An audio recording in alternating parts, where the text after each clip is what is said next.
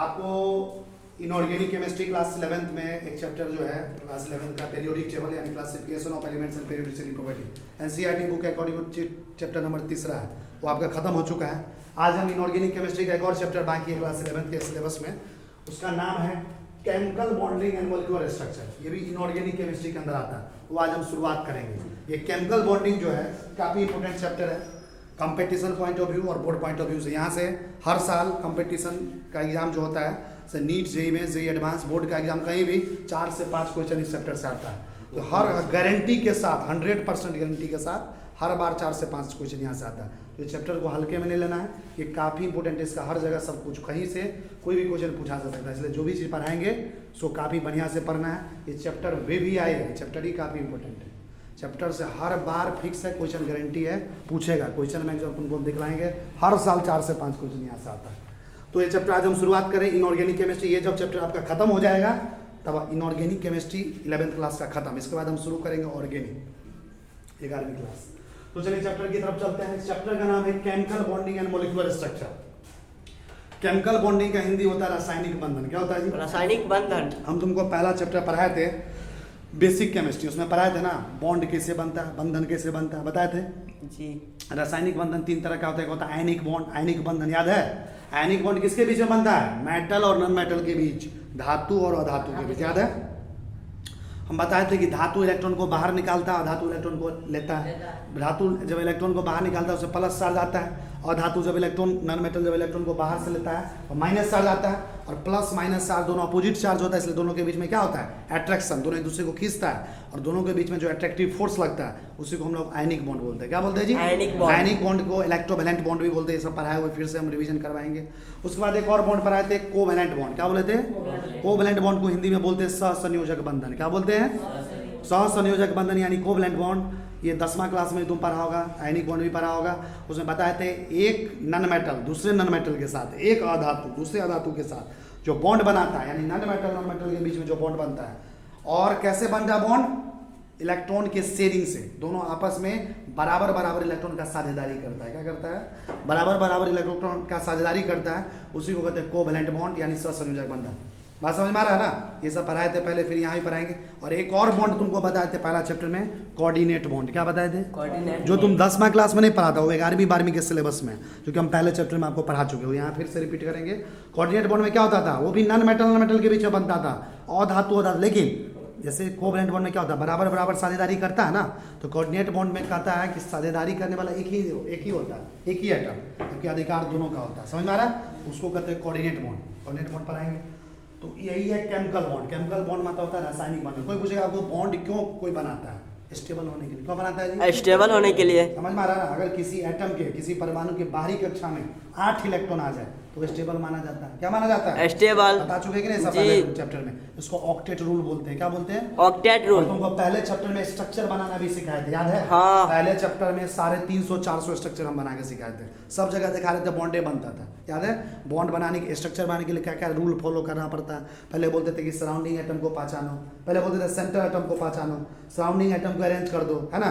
फिर बात समझ में आ रहा है कि नहीं? प्लस चार्ज आएगा तो जिसका कम इलेक्ट्रोनिगेटिव उस पर प्लस चार्ज, जिसका ज़्यादा इलेक्ट्रॉन उसमें माइनस चार्ज डाल देंगे, है ना? सेंट्रल एटम किसको लेंगे?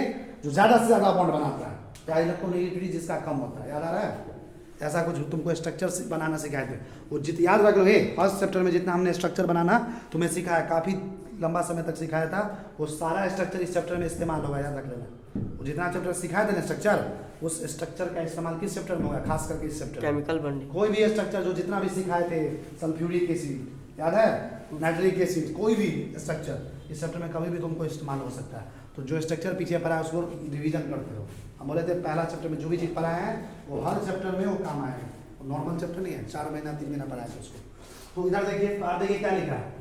तो केमिकल बॉन्डिंग वही हुआ जो रासायनिक बंधन, मॉलिक्यूलर स्ट्रक्चर मॉलिक्यूल का जो हम पढ़ाया है पहले चैप्टर में, वही चैप्टर का नाम है केमिकल बॉन्डिंग एंड। देखिए आपका चैप्टर का नाम है chemical bonding and molecular structure. ये इनऑर्गेनिक केमिस्ट्री के अंदर आता है। और आपके एनसीईआरटी बुक में वॉल्यूम 1 जो है 11वीं क्लास का, उसमें 4थे नंबर चैप्टर में दिया हुआ है।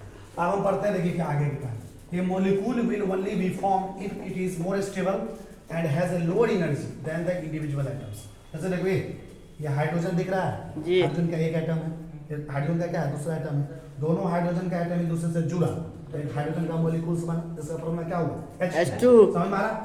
ये हाइड्रोजन का पहला एटम, ये दो हाइड्रोजन का दूसरा एटम, ये बना H2 मॉलिक्यूल्स। और जब भी कभी भी बॉन्ड बनता है, हाइड्रोजन के बीच में बॉन्ड बनता है, कौन सा? Single bond. कौन सा बनता है? Single bond. ये भी नॉन मेटल है, ये भी नॉन मेटल है। और नॉन मेटल क्या करता है? इलेक्ट्रॉन को साझेदारी करता है, बस इसके बीच में कैसा बॉन्ड बनता है? Single bond. तो समझ में आ रहा? ये जो बॉन्ड बना, बॉन्ड बनने के बाद ये मॉलिक्यूल्स बना हाइड्रोजन मॉलिक्यूल।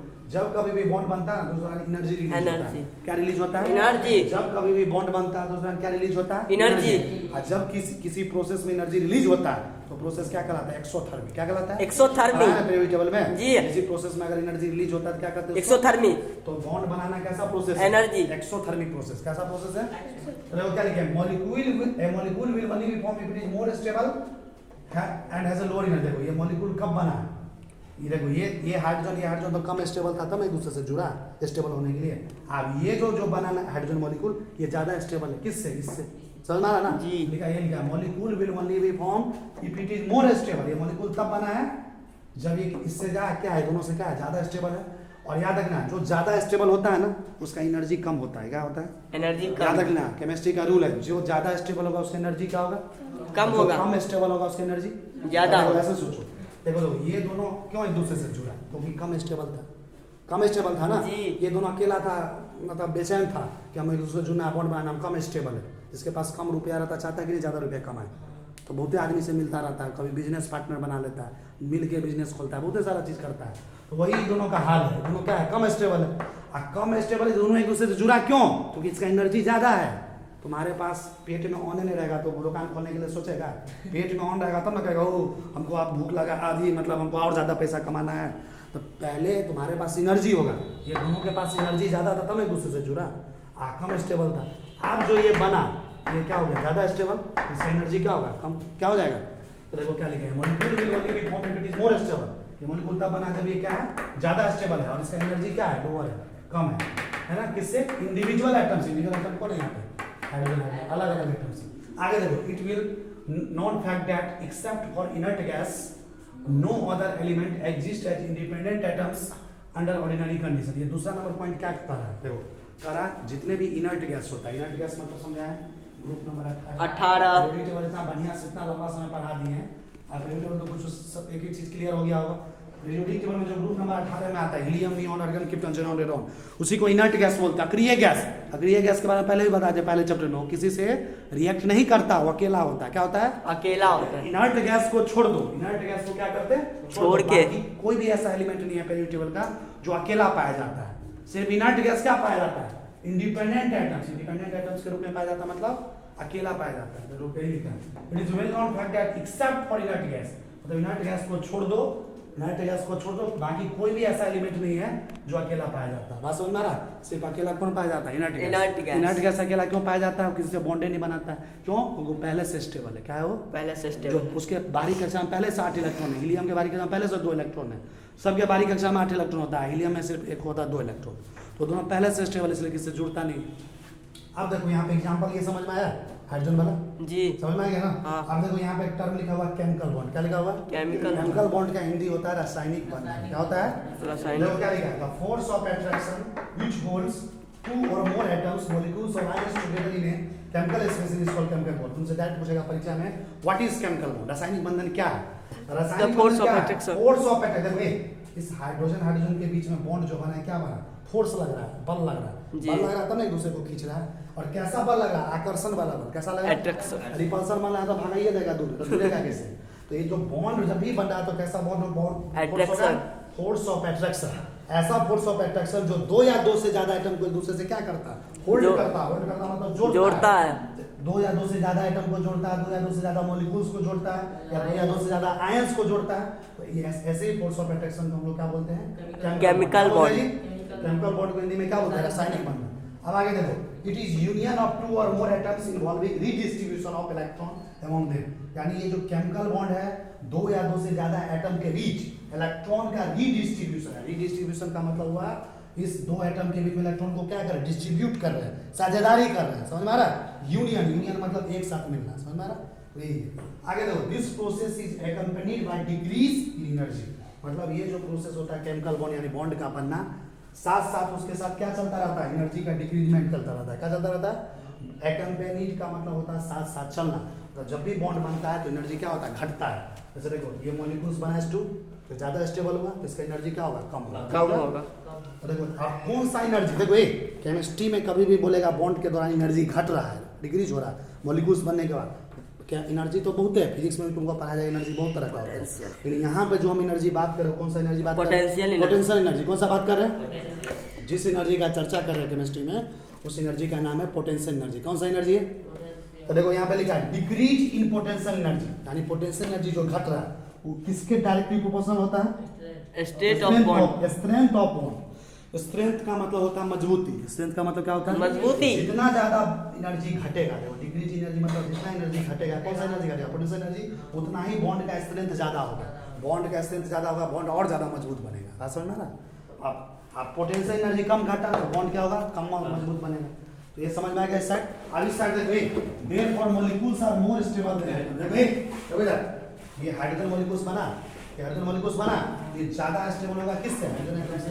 ये जो दो हाइड्रोजन एटम एक दूसरे से जुड़ा था उस, और इसमें किसका स्टेबिलिटी ज्यादा है, हाइड्रोजन मॉलिक्यूल्स का। किसका स्टेबिलिटी ज्यादा है, हाइड्रोजन मॉलिक्यूल। समझ में आ रहा है ना, किसका स्टेबिलिटी ज्यादा है, हाइड्रोजन मॉलिक्यूल। Hydrogen molecule. देखो ये देखो, अब हम पढ़ते हैं क्लासिफिकेशन ऑफ बॉन्ड्स। ये जो बॉन्ड्स पढ़ेंगे केमिस्ट्री में, अभी 11वीं 12वीं में जितने भी तरह का हमको इनऑर्गेनिक केमिस्ट्री के अंदर, अभी इनऑर्गेनिक केमिस्ट्री पर इसके अंदर जो बॉन्ड पढ़ेंगे, बंधन है ना, बंधन मतलब क्या हुआ, फोर्स जो लग रहा है ना।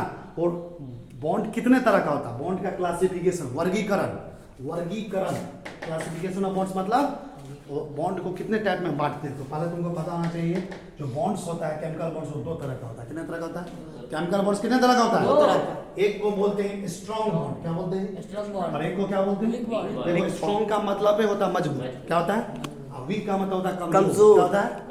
देखो और ये जो स्ट्रॉन्ग बॉन्ड होता है ना, इसको इंटर एटॉमिक बोलते हैं। क्या बोलते हैं, इंटर एटॉमिक का मतलब हुआ एक एटम और दूसरे एटम के बीच। इंटर एटॉमिक मतलब एटम के बीच, क्या हुआ, इंटर एटॉमिक मतलब क्या हुआ, एक एटम दूसरे एटम के बीच में जो बॉन्ड बनाता है क्या हुआ, स्ट्रॉन्ग बॉन्ड। क्या बनाता है, ये जो वीक बॉन्ड बनाता है इंटर मॉलिक्यूलर होता है, एक मॉलिक्यूल दूसरे मॉलिक्यूल के बीच। मॉलिक्यूल एटम में फर्क होता है। देखो जैसे देखो ये हाइड्रोजन है, हाइड्रोजन का क्या कहलाएगा, एटम। ये सोडियम का क्या कहलाएगा, एटम। अरे देखो ये क्या है, ये हाइड्रोजन का मॉलिक्यूल्स है। मॉलिक्यूल्स का मतलब हुआ जिसमें दो या दो से ज्यादा एटम हो। मॉलिक्यूल्स का मतलब क्या होगा, जिसमें दो या दो से ज्यादा। एटम मतलब एक ही एटम होना चाहिए, कितना होना चाहिए। तो ये जो स्ट्रॉन्ग बॉन्ड बना है इंटर एटॉमिक है, मतलब दो एटम के बीच में बनेगा, दो या दो से ज्यादा। और वीक बॉन्ड बनना है इंटर मॉलिक्यूलर, मतलब दो से ज्यादा, दो या दो से ज्यादा मॉलिक्यूल के बीच में बनना है। इधर देखो स्ट्रॉन्ग बॉन्ड में क्या होता है, जो एनर्जी रिलीज होता है जब कभी भी स्ट्रॉन्ग बॉन्ड बनता है, जब कभी भी स्ट्रॉन्ग बॉन्ड बनता है उस दौरान कितना एनर्जी रिलीज होता है, लगभग का साइन समझ रहा है ना, लगभग बराबर होता है 200 किलो जूल पर मोल। एक मोल में कितना एनर्जी रिलीज होता है, 200 जूल। 200 जूल एनर्जी का यूनिट होता है, जूल, समझ आ रहा है। और जब कभी भी वीक बॉन्ड बनता है तो इस दौरान एनर्जी कितना रिलीज होता है, 2 माइनस माइनस नहीं है, 2 से 42, 2 और 42 के बीच में, 2 और 42 के बीच में 2 किलो जूल पर मोल, क्या कहेंगे 42 किलो जूल पर मोल। दोनों के बीच में कुछ भी आ सकता है आंसर, 2 से 42 के बीच में, माइनस नहीं है, 2 से 42 के बीच में, 3 4 5 6 7 8 41 42, समझ में आ रहा है ना। तो कहने का एक चीज देखो, यहाँ पे एनर्जी 200 रिलीज हो रहा है, यहाँ पे मैक्सिमम 42 तक जा रहा है। तो ज्यादा एनर्जी किस में रिलीज हो रहा है, 200 इसमें ना। तो यहाँ ज्यादा एनर्जी रिलीज हो रहा है, इसलिए बॉन्ड कैसा है, स्ट्रॉन्ग, कैसा है, मजबूत है। और यहाँ कम एनर्जी रिलीज हो रहा है तो बॉन्ड कैसा है, कमजोर है। कैसा है जी, कमजोर। देखो यहाँ पे लिखे भी है, स्ट्रॉन्ग बॉन्ड में अट्रैक्शन जो होता है ज्यादा होता है, मतलब ज्यादा खींचता है एक दूसरे को। जब भी बॉन्ड बनता है एक दूसरे को एटम क्या करता है, ज्यादा खींचता है, एंड अट्रैक्शन ज्यादा लग रहा है। जब ये अट्रैक्शन ज्यादा होगा तो बॉन्ड एनर्जी भी क्या होगा, ज्यादा रिलीज होगा। बॉन्ड एनर्जी ज्यादा रिलीज होगा तो बॉन्ड भी क्या बनेगा, स्ट्रॉन्ग बॉन्ड। स्ट्रॉन्ग बॉन्ड दिख रहा है यहाँ पे बॉन्ड एनर्जी ज्यादा रिलीज हो रहा है। इसमें क्या होता है, वीक बॉन्ड में अट्रैक्शन कम होता है, एक दूसरे को बहुत कम खींचता है। कम खींचेगा तो एनर्जी भी कम रिलीज होगा, एनर्जी जब कम रिलीज होगा तो बॉन्ड भी कैसा बनेगा, बॉन्ड कमजोर बनेगा। कैसा बनेगा। अब हम देखते हैं कि इनऑर्गेनिक केमिस्ट्री के अंदर ये जो स्ट्रॉन्ग बॉन्ड है कितने तरह का होता है। तो तुमको पता होना चाहिए जो स्ट्रॉन्ग बॉन्ड होता है ना 4 तरह का होता है। कितने तरह का, 4 तरह। स्ट्रॉन्ग बॉन्ड कितने तरह का होता है, 4 तरह। स्ट्रॉन्ग बॉन्ड होता है 4 तरह का। कितने तरह का, 4। सबसे पहला कहलाता है आयनिक बॉन्ड, क्या कहलाता है, आयनिक बॉन्ड। दूसरा कहलाता है कोवैलेंट बॉन्ड, क्या कहलाता है, तीसरा कहलाता है कोऑर्डिनेट बॉन्ड, क्या कहलाता है, और चौथा कहलाता है मेटालिक बॉन्ड। देखो ये स्ट्रॉन्ग बॉन्ड का पहला टाइप है आयनिक बॉन्ड, दूसरा है कोवैलेंट बॉन्ड, तीसरा है कोऑर्डिनेट बॉन्ड, चौथा है मेटालिक बॉन्ड। समझ में आ रहा है ना। इधर देखो वीक बॉन्ड को हम लोग 2 पार्ट में डिवाइड करते हैं। कितने पार्ट में, वीक बॉन्ड 2 तरह का होता है, एक को बोलते हैं हाइड्रोजन बॉन्ड, क्या बोलते हैं, और एक को बोलते हैं भांडर वाल बॉन्ड, या इसी को कहते हैं भांडर वाल फोर्स। समझ में आ रहा। अब इधर देखते हैं, देखो ये आयनिक बॉन्ड क्या होता है। आयनिक बॉन्ड हम पहले चैप्टर में बढ़िया से पढ़ा चुके हैं, आयनिक बंधन याद है। तो जो पहला क्लास छोड़ भी दिया था तो यहाँ पर फिर से उसको रिपीट करेंगे, समझ में आ रहा? तो इसको हम फिर से समझाएंगे। आयनिक बॉन्ड वैसे पहले चैप्टर में क्या बताते हैं, एक मेटल दूसरे नॉन मेटल के बीच, एक धातु और धातु के बीच इलेक्ट्रॉन को निकालता है, मेटल इलेक्ट्रॉन को निकालता है, नॉन मेटल उसी इलेक्ट्रॉन को लेता है, एक निकालता है तो उसे प्लस चार्ज आता है, लेने के बाद माइनस चार्ज, अब प्लस माइनस के बीच में अट्रैक्शन होता है, वही कहलाता है आयनिक बॉन्ड। क्या कहलाता है? Ionic bond. फिर से पढ़ाएंगे। कोवैलेंट बॉन्ड क्या होता है, नॉन मेटल के बीच बराबर का साझेदारी करता है, और कोऑर्डिनेट भी नॉन मेटल के बीच होता है, लेकिन सब बराबर का साझेदारी नहीं करता। जैसे देखो, जैसे आदित्य और सोनू मिलके एक दुकान खोला और आदित्य भी 5 रुपया लगाए और सोनू भी 5 रुपया लगाए, कौन सा बॉन्ड बना? कोवैलेंट बॉन्ड, बराबर साझेदारी की जी।